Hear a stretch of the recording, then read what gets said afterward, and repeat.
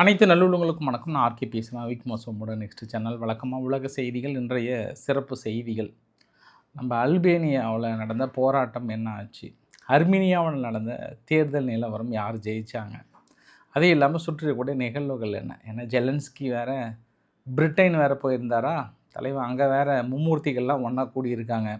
மும்மூர்த்திகள் ஒன்றா கூடினாவே போர் நிறுத்தம் வந்துடுமா வராதா? வந்துடும் இல்லையா? அதனால் என்ன தீர்மானத்தை முன்மொழிந்திருக்காங்க, என்ன நிகழ்வுகள், அனைத்தும் ஒருங்கிணைந்த ஒரு தகவலாக பாற்றிவிடலாம். வாங்க நண்பர்களே. ஸோ வீடியோக்குள்ள போகிறது முன்பு நீங்கள் நம்ம சேனலை சப்ஸ்கிரைப் பண்ணலாம், சப்ஸ்கிரைப் பண்ணிட்டு வாங்க. மறக்காம பெல் பட்டன் கிளிக் பண்ண ஆல் ஆப்ஷன்ஸ் கொடுங்க. வீடியோக்குள்ள போகலாம். குறிப்பாக பாகிஸ்தான் ஆக்குபைடு காஷ்மீரில் பெரிய பிரச்சனை, துப்பாக்கிச்சூடு, பயங்கரமான ஒரு போராட்டம் எடுத்துக்கொண்டிருக்கிறது. அதையும் பாற்றிவிடலாம். வாருங்கள்.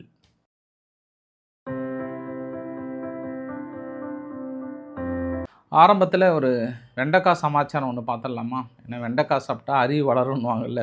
அதனால் அமெரிக்காவில் ஒரு 85 கிராம் எடையுள்ள மசாலா தடவிய ஒரு வெண்டைக்காய் பாக்கெட் ஒன்று. இந்த பாக்கெட் பாருங்கோ, அங்கே இருக்கக்கூடிய தின்பண்டங்களில் அமெரிக்காவோட வேல்யூவில் $7,250 விற்கிதான். அதாவது $6.5 வந்து விற்றுட்ருக்கான். 85 கிராம் எடையுடைய கூடிய பாக்கெட். அதே இந்தியாவில் வாங்கினாங்கன்னா $600 தானா இது. இருந்தாலும் $600 நான் அதிகம்னு நினைக்கிறேன். பட் இது அமெரிக்காவில் $7,250 வந்து விற்கிறாங்களாம். ஐ மீன் வெண்டைக்காயை ஒரு மசாலா தடவி கொஞ்சம் க்ரன்ச்சியாக அப்படி பாக்கெட்டில் போட்டு 85 கிராம் விற்கிறது எவ்வளோ விற்கிதான்? $7,250. நல்ல பிஸ்னஸாக இருக்கே, இதை நம்ம ஒரு பக்கம் ஸ்டார்ட் பண்ணிடலாமா அப்படின்னு தோணுது. எதை பார்த்தாலும் ஒரு பிஸ்னஸ் மைண்ட்லேயே இருந்தால் அப்படி தான் பாஸ் அப்படின்னு நினைக்கிறீங்களா? இருந்தாலும் சொல்லியிருப்பாங்க, வெண்டைக்காய் சாப்பிட்டா அறிவு வளரும், அதுவும் இந்த க்ரன்ச்சியாக இருக்கக்கூடிய அந்த வெண்டைக்காயெலாம் சாப்பிட்டா இன்னும் ஜாஸ்தி அறிவு வளரும்னு எதாவது ஒட்டியிருப்பாங்கன்னு நினைக்கிறேன். இல்லை அதில் ஏதாவது விளம்பரம் ஏதாவது போட்டிருப்பாங்களான்னு தெரியல. 85 கிராம் வெண்டைக்காய் $7,200 எப்படி பாஸ் அப்படின்னு கேள்வி கணைகளை வந்து தொடுத்துருக்காங்க. இருந்தாலும் அதையும் வாங்குறதுக்கு மக்கள் கூட்டம் இருக்குல்ல, அதனால் இருக்க தான் செய்யும். ரைட்டு. அடுத்து அர்மீனியானுடைய தேர்தல் 7ஆம் தேதி நடந்தது. நிக்கோலஸ் பாஷ்யம் அவர்கள் வந்து அமோக வெற்றி பெற்றிருக்கிறார். 52.6% ஓட்டு வந்து வாங்கியிருக்கிறார். அவரை எதிர்த்து போட்டியிட்ட மற்ற 4 வேட்பாளர்கள், ஸ்ட்ராங் அர்மீனியான்னு ஒருத்தர் வந்து 23.33%, அர்மீனியா பிளாக் அப்படின்றவங்க வந்து 9.85, அப்புறம் ப்ராஸ்பரஸ் அர்மீனியா அப்படின்றவர் வந்து 3.98. ஆக மொத்தம் அவங்கெல்லாம் சேர்ந்தனா கூட 37% தான். மீதி பெருவாரியான வாக்கு வித்தியாசத்தில் அர்மீனியாவுடைய நிக்கோலஸ் பாஷ்யம் அவர்கள் மாபெரும் வெற்றி அடைந்தார் அப்படின்னு ஒரு கொண்டாட்ட மலையில் இருக்கிறாங்க. அதற்கு மும்மூர்த்திகளின் தலைவர் யார், பிரான்ஸ் அதிபர் மேக்கன் அவர்கள் என்ன சொல்லிட்டாருன்னா, அர்மீனியாவுடைய எலெக்ஷன் வந்து ஜனநாயகத்துக்கு கிடைத்த மாபெரும் வெற்றி. ஜனநாயகம் தலைத்தோங்க தான் இதற்காக அரும்பாடுபட்டோம். நல்ல வேளை ரஷ்யாவிடம் செல்ல வேண்டிய அந்த ஜனநாயகம் எங்களிடம் திருப்பி வந்து விட்டது. ரஷ்யா வந்து ஏகப்பட்ட வேலை செஞ்சாங்க, செய்யாத சித்து விளையாட்டுகள் கிடையாது அப்படின்ற மாதிரிலாம் வந்து சொல்லிட்டாங்க. இப்போ அங்கே அர்மீனியாவில் எப்படி தேர்தலை வந்து எதிர்கொண்டாங்க அப்படின்னாங்கன்னா, இப்போ நிக்கோலஸ் பாஷ்யம் அவர்கள் வந்து இந்த பக்கம், யார், ஐரோப்பா பக்கம். இப்போ தமிழ்நாட்டில் எப்படி தேர்தலை எதிர்கொண்டாங்க, இப்போ டிஎம்கே எதிர்த்து எல்லாருமே சங்கி இல்லையா? எல்லாருமே சங்கிங்க தான். டிஎம்கே எதிர்த்து எல்லாருமே சங்கிங்க தான். அந்த மாதிரி தேர்தல் எதிர்கொண்டாங்கல்ல, அந்த மாதிரி அங்கே அர்மீனியாவில் என்ன பண்ணிட்டாங்கன்னா, நிக்கோலஸ் பாஷ்யம் வந்து ஓகே, அவர் எதிர்க்கிற கூட்டம் எல்லா கூட்டமும் அங்கே சங்கி தான், ஐ மீன் ப்ரோ ரஷ்யன் தான். அதனால் வந்து அவங்க தோத்துட்டாங்க. சரி ரைட்டு. கேள்வி என்னென்னா, ஜனநாயகத்தை காப்பாற்றுகின்ற அர்மீனியாவில் ஏன் தேர்தல் நடத்துறதுக்கு முன்பு வந்து எதிர்க்கட்சியாக போட்டி இருக்கிற முக்கிய வேட்பாளர்லாம் அது ஒருத்தர் வந்து பேன் பண்ணிட்டாங்கன்னு சொல்கிறாங்களே, ஏன் நீங்கள் கைது பண்ணீங்க, ஏன் பெரிய அளவுக்கு முடக்குனீங்க, ஏன் நீங்கள் பலவீனப்படுத்தினீங்கன்றதுக்கான கேள்விகள்லாம் விட கிடையாது. ஜெயிச்சிட்டிங்க, ஜனநாயகம் வந்துருச்சு, அமெரிக்காவுடைய ஆள் ஜெயிச்சிட்டான்னு சந்தோஷம் மூழ்கிறாங்க. இல்லே கேட்க ஊட்டுங்களே, பட்டாசை வெடிங்களே அப்படின்னு இருக்காங்க. இன்னொன்று, இந்த பாகிஸ்தான் ஆக்குபைடு காஷ்மீர் பகுதியில் ஒரு 38 அம்ச கோரிக்கையை வலியுறுத்தி நாளைக்கு பெரிய ஒரு போராட்டம். 15,000க்கு மேற்பட்ட இராணுவம் ப்ளஸ் காவல்துறையை களத்தில் இறக்குனாங்க போராட்டத்தை சீர்குலைப்பதற்காக. இன்று ஒரு கட்டத்தில் என்ன ஆச்சுன்னா, வெடிச்செறிஞ்சிருச்சு. மக்களை நோக்கி துப்பாக்கி சூடு நடத்தி இருக்கிறார்கள் என்று அங்கே இருக்கக்கூடிய பீடிய பதிவுகள் வந்த வண்ணம் இருக்கிறது. But lot of fake news நிறைய ரீச் வந்துட்டு தான் இருக்குது. 50 பேர் இறந்து போயிட்டாங்க, இது மாதிரி இறந்துட்டாங்கன்னு ஒரு பழைய வீடியோலாம் தூக்கி ஷேர் பண்ணிகிட்டு இருக்காங்க. பட் நிச்சயமாகவே அவளை இறப்பதற்கு வாய்ப்பு இல்லை. ஆனால் துப்பாக்கி சூடு நடத்தியிருக்காங்க. மக்கள் மீது துப்பாக்கி சூடு நடத்தியிருக்காங்க. அந்த இடத்துல வந்து லா அண்ட் ஆர்டர் வந்து ரொம்ப மோசமாக கெட்டு கிடக்குது. அதனால் அவங்க மறுபடியும் காவல்துறை அடிக்க, இவங்க மறுபடியும் அவங்க நோக்கி சுட, அது மாதிரி அந்த இடத்துல வந்து ஒரே போர்க்களமாக இருக்கிறது பாகிஸ்தான் ஆக்குபைடு காஷ்மீரில். அந்த 38 அம்ச கோரிக்கையில் ஒரு கோரிக்கை, பேசாமல் எங்களை காஷ்மீருடன் இணைச்சி விடுங்கப்பா, எல்லாம் இந்தியாவுடன் இணைச்சிருங்கப்பா அப்படின்ற ஒரு கோரிக்கையும் வலுத்து கொண்டிருக்கிறது. அதனால் போராட்டம் கைமீறி சென்று விட்டுறதாக சொல்கிறாங்க. கட்டுக்குள்ளே கொண்டு வருகிறதா பாகிஸ்தான் அப்படின்னு நம்ம பொறுத்திருந்து பார்க்க வேண்டிய ஒரு நிகழ்வாக இருக்கிறது. அது சம்பவம் நம்பர் 1. இதே மாதிரி ஒரு போராட்டம் அல்பேனியாவில். அல்பேனியா நாட்டில் ஒரு குட்டி தீவு ஒன்று, ஒரு 1500 ஸ்கொயர் கிலோமீட்டர் இருக்கக்கூடிய ஒரு குட்டி தீவை ஜெரால்டு குஷ்னருடைய ஒய்ஃப் இவாங்கா ட்ரம்ப் இருக்காங்க இல்லையா, அவங்களுக்கு கொடுத்துட்டாங்க. அதுக்கப்புறம் மக்கள் ஒரு வாரமாக போராடிட்டு இருக்காங்க. அது வந்து அங்கே இருக்கக்கூடிய நேச்சரை வந்து கெடுக்குகின்ற சமாச்சாரம், அங்கே அதில் ஃப்ளமிங்கோன்ற பறவைகள் நிறையா வருது அப்படின்ற எதிர்ப்பு அலைகள் வந்து மிக கடுமையாக இருந்தது. ஒரு கட்டத்தில் அரசாங்கம் அந்த போராட்டத்தை கட்டுப்படுத்த முடியல. இன்றைக்கி அரசாங்கம் வந்து இன்னும் பவ் டவுன் அப்படின்னாங்க, தலைவணங்கி போராட்டத்துக்கு நாங்கள் ஏற்றுக்கிறோம், ஜெரால்டு குஷ்னர் அவர்களுக்கு கொடுக்கப்பட்ட அந்த ஒப்பந்தத்தை நாங்கள் ரத்து செய்கிறோம் அப்படின்னாங்க. ஒரு குட்டி தீவை முழுமையாக கொடுத்துட்டாங்க, நாட்டையே தாரையை வாத்துட்டாங்க. அதனால் மறுபடியும் நாங்கள் பின்வாங்குகிறோம் அப்படின்னு சொல்லியிருக்காங்க. அது சம்பவம் நம்பர் 2. மிக முக்கியமான சம்பவம். ஜெலன்ஸ்கி என்ன சொல்லியிருக்கிறார் அப்படின்னா, பேலஸ்டிக் ஏவுகணைகள் வந்து ஆல்மோஸ்ட்டு தயாரித்து ரெட்டியாக தொடச்சி வச்சுருக்கிறோம், இனி நாங்கள் ரீச் பண்ணாத இடமே கிடையாது. இனி ரஷ்யா டூவாடை கான்செப்ட் தான். அமைதியாக கடந்து போகணுமா, அக்ரிமெண்ட் வேணுமா, அதான் வாங்கிக்கோ, வா கையெழுத்து போட்டு போயிட்டே இல்லையா, 2 அடி வாங்கிக்கோ, அந்த கண்டிஷனுக்கு வந்துட்டோம் அப்படின்றாரு. தலைவர் எங்கே தெரியுமா சொல்கிறாரு, பிரிட்டனில் போய் இறங்குறாரு, மும்மூர்த்திகளை பார்க்குறாரு, சந்தோஷமான அறிவிப்பு கொடுக்குறாங்க, மும்மூர்த்திகள் எல்லாமே கை கொடுக்குறாங்க, தலைவாணி சாதிச்சுட்டு தலைவான்னு சொல்கிறாங்க. அப்போ தான் அந்த அறிவிப்பு கொடுக்குறாரு. அது இல்லாமல் அவர் ட்ரம்ப்புக்கிட்ட சொன்னாராம், நான் வந்து புடினோட ப்ளே கார்டாக இருக்க விரும்பலை, நான் எங்கள் மக்களோட ப்ளே கார்டாக இருக்க விரும்புகிறேன். எங்கள் மக்கள் ஒரு நாலேஜபிள் பர்சன், அது இல்லாமல் நாங்கள் உருவாக்குற ட்ரோன் எல்லாமே வந்து உலகத்துக்கே அது ப்ளே கார்டாக இருக்க விரும்புகிறது, அதனால் சம்பவத்தை செஞ்சிடலாம், ஒன்றும் பரவாயில்ல அப்படின்ற ஒரு எச்சரிக்கையும் கொடுத்துட்டு உடனே இமீடியட் சீஸ்ஃபயருக்கான 5 அம்ச கோரிக்கையை உடனடியாக வெளியிட்டுட்டாங்க. பாயிண்ட் நம்பர் 1, உடனடியாக போர் நிறுத்தத்தை வெளியிட வேண்டும் ரஷ்யா.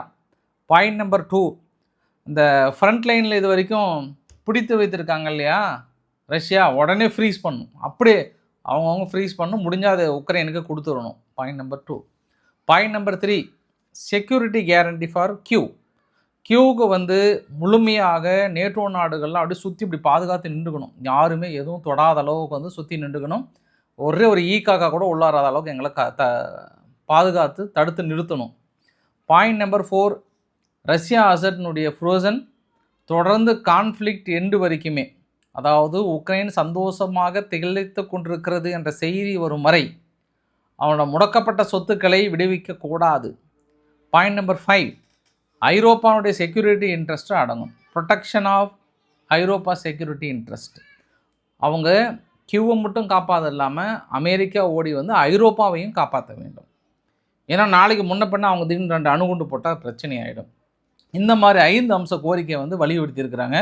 இப்போ சீஸ்ஃபயர் வந்துடுமா வராதான்னு உங்ககிட்ட கொடுத்துட்றேன் நான். எப்போ மும்மூர்த்திகளை கொண்டு வந்து இந்த பேச்சுவார்த்தையில் நீங்கள் களம் இறக்குனீங்களோ அன்றைக்கே நீங்கள் வெற்றி பெற்றுட்டீங்க, நாளைக்கே உங்களுக்கு பேச்சுவார்த்தைக்கு வந்துடும். இல்லைன்னா ட்ரம்ப்பு உங்களுக்காகவே ட்விட்டு ஒன்று வச்சுருப்பார், வழக்கமாக வெற்றி வெற்றி மாபெரும் வெற்றின்னுவார். இப்போ இஸ்ரேல் விவகாரத்தில் ஈரான் தாக்கல் நடத்தினாங்கல்ல, அவ்வளோதான், ஸ்டாப் த இது போர் நிறுத்தத்தை அறிவியுங்கள், அவ்வளோதான் சைன் பண்ணிட்டேன் அப்படின்னு அனௌன்ஸ்மெண்ட் இப்போ புதிய கதையை ஒன்று விட்டுருக்கிறாரு. அதை நைட்டு பேசலாம், அதை பற்றி டீட்டெயிலாக. அவ்வளோதான், இப்போ அக்ரிமெண்ட்டு நான் சைன் வாங்கிட்டேன், இன்னும் எதுக்கு பாங்க சண்டை போட்டுக்கிறீங்க, அமைதி பிறந்து விட்டது இந்த பூ உலகில் அப்படின்னு அனௌன்ஸ் பண்ணியிருக்கிறாங்க. அப்போ இதை நம்பி காலையில் ஷேர் மார்க்கெட்லாம் ஒரு மோசமான சூழ்நிலையாக இருந்தது. மறுபடியும் தலைவர் பழைய நிலைமையை கொண்டு வரார். எனியோ ஜெலன்ஸ்கி ஒரு வீடியோ பதிவு கூட வெளியிட்டிருந்தார். அங்கே கியூ பகுதி மட்டும் இல்லாமல் ஒரு வாரத்தில் நாங்கள் தாக்குதலுக்கு இலக்காகப்பட்ட ஒரு பகுதி எவ்வளோ ஒரு மோசமான தீவிரவாத தாக்கலை நடத்தி கொண்டிருக்கிறது.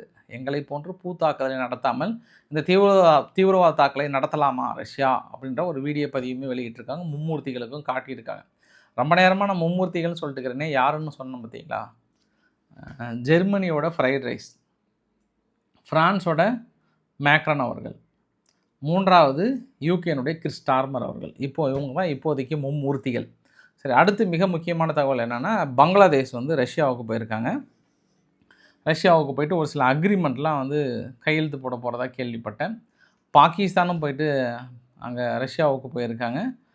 அவங்களும் ஒரு சில பைலேட்ரல் அக்ரிமெண்ட், குறிப்பாக போதைப் பொருள்களை தடுப்பது எப்படி, போதைப் பொருள்களை மற்ற நாடுகளுக்கு செல்லாமல் தடுப்பதற்கு கூட அக்ரிமெண்ட்டை போட்டிருக்காங்களாம். குறிப்பாக ரஷ்யாவுக்கு வராமல் தடுப்பதற்கும். ஏன்னா பாகிஸ்தானுடைய போதைப் பொருள் ஆப்கானிஸ்தான் வழியாக சர்வசாதாரணமாக ரஷ்யாவுக்குள்ளே வருதான். ஆனால் அதை எல்லாம் தடுப்பதற்கான மிக முக்கிய சைன் பண்ணியிருக்கின்ற மாதிரி வந்து சொல்லியிருக்காங்க. அறிவிக்கப்படாத யுத்தத்தை நாங்கள் அனுபவித்து கொண்டிருக்கிறோம் அப்படின்னு இந்தியாவை பார்த்து துருக்கி அதிபர் எர்டகன் அவர்கள் தனது கடும் கண்டனத்தை தெரிவித்திருக்கிறார். ஏன்னா ஏற்கனவே நம்ம அர்மீனியாவுக்கு பிரம்மோஸ் ஏவுகணை வந்து கொடுத்துருக்கோம். அது இல்லாமல் வந்து பினாக்கா MBRL கொடுத்துருக்கோம். இந்த பினாக்கா MBRL ப்ளஸ் பிரம்மோஸ் ஏவுகணை பயிற்சிகள் வந்து அர்மீனியாவில் நடைபெற்றிருக்கிறது. அது அர்மீனியா கூட அவங்க பெருசாக கண்டுக்கல. பட் நம்ம அடுத்த 2 நாடுகள் கொடுத்தோம் பார்த்தியா, கிரீஸ் அண்டு சைப்ரஸ், இது கொடுத்தோம் பார்த்தியா, இதுதான் அவங்களுக்கு பிடிக்கல.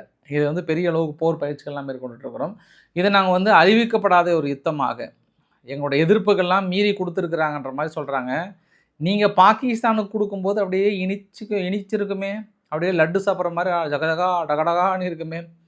இப்போ இந்தியா கொடுக்கும்போது மட்டும் உங்களுக்கு அறிவிக்கப்படாத ஒரு யுத்தமாக, ஒரு டேஞ்சராக பார்க்குறோம் நாங்கன்னு நீங்கள் சொல்கிற அதே தான் இந்தியா கொஞ்ச நாளைக்கு முன்பு நீங்கள் பாகிஸ்தானுக்கு ட்ரோன் எல்லாம் கொடுத்து அந்த ட்ரோனை எங்கள் எல்லை பகுதியில் தாக்கல் நடத்தும் போதெல்லாம் உங்களுக்கு குழுக்குழுன்னு இருந்திருக்கும்.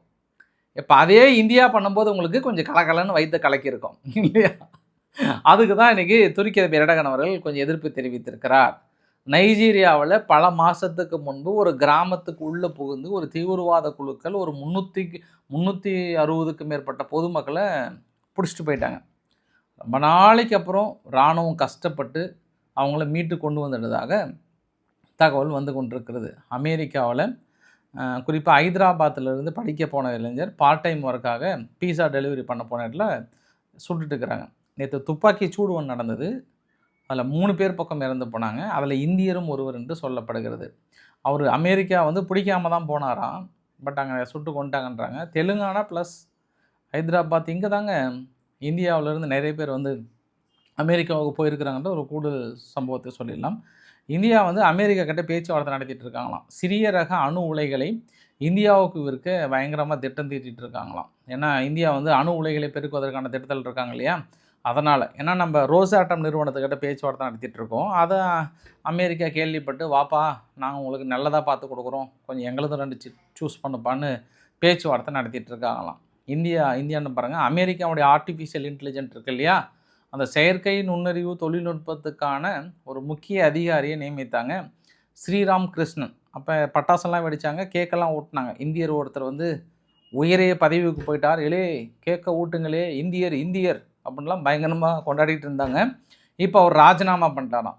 ராஜினாமா பண்ணிவிட்டு என்ன பண்ணுறாரு, இப்போ வேறு ஒரு பணிகளில் வந்து அரசாங்கத்துக்கு உதவுற மாதிரி ஈடுபட போகிறதா வந்து சொல்கிறார். அதுவும் நம்ம சென்னையை சேர்ந்தவர் அப்படின்னு நிறைய வெற்றி கொண்டாட்டத்தில் இருந்தாங்க. இப்போ வேறு ஒரு பதவிக்கு போயிட்டார்ன்ற மாதிரி வந்து சொல்கிறாங்க. தென் அமெரிக்காவில் குறிப்பாக அர்ஜென்டினாவில் LNG ஏற்றுமதி திட்டத்திற்கான 10 ஆண்டு கடல்சார சேவை ஒப்பந்தத்தை வந்து கைப்பற்றி இருக்கிறதா அதானி ஸ்போர்ட்ஸ். இந்த திட்டத்தினால 2027 முதல் இந்தியாவுக்கு அங்கிருந்து பியூரிஃபை பண்ணி இந்தியாவுக்கு ஷிப் பண்ணுறாங்களாம். 10 மில்லியன் டன் LNG ஏற்றுமதி செய்ய ஒப்பந்தம் மேற்கொண்டிருக்கிறது அப்படின்னு சொல்லியிருக்காங்க. டொமினிக்கன் குடியரசு பகுதியில் திடீர்னு ஒரு பயணிகள் விமானம் அதில் தரையிறங்கும்போது, அவசர கால தரையிறங்கும்போது திடீர்னு கொஞ்சம் வெடித்து சிதறி இருக்குது. ஏன்னா தரையிறங்கும்போது முன்னாடிக்கிற இது வந்து இப்படி அந்த வீல் கரெக்டாக லேண்டிங் ஆகாதனால திடீரென வெடித்து சிதறி இருக்குது. அதில் பைலட் உட்பட 20 பேர் வந்து உடல் கருகி இறந்து போனதாக வந்து சொல்கிறாங்க. சீனாவில் மறுபடியும் ஒரு திடீரென்று பொழிந்த மழை, கொட்டி தீர்த்த மழையால் ஷாங்குவிங் அப்படின்ற ஒரு பகுதியில் மிகப்பெரிய அளவுக்கான ஒரு ஃப்ளட்டு. வழக்கமாக சீனானாவே அது காரு எங்கேருந்து அப்படி மூழ்கிட்டு அடிச்சுட்டு போகுதுன்னு தெரியாது, அந்த அளவுக்கு மூழ்கி இருக்குன்ற மாதிரி சொன்னாங்க. இன்னொரு பகுதி கிரீஸில் பார்த்திங்க அப்படின்னா பெரிய அளவுக்கு அந்த லேண்ட்ஸ்லைடு, ஒரு பெரிய மலைப்பகுதியை வந்து லேண்ட்ஸ்லைட் ஆகிருக்கு அப்படின்ற மாதிரி வந்து போட்டிருந்தாங்க. ஸோ இன்றைக்கு ஓரளவுக்கான தகவலை கவர் பண்ணுறேன் நினைக்கிறேன். பிடிச்சிருந்தால் லைக் பண்ணுங்கள், ஃப்ரெண்ட்ஸுக்கு ஷேர் பண்ணுங்கள், சப்ஸ்கிரைப் பண்ண ரவிக்குமார் ஆர்கே சேனல். நன்றி, வணக்கம்.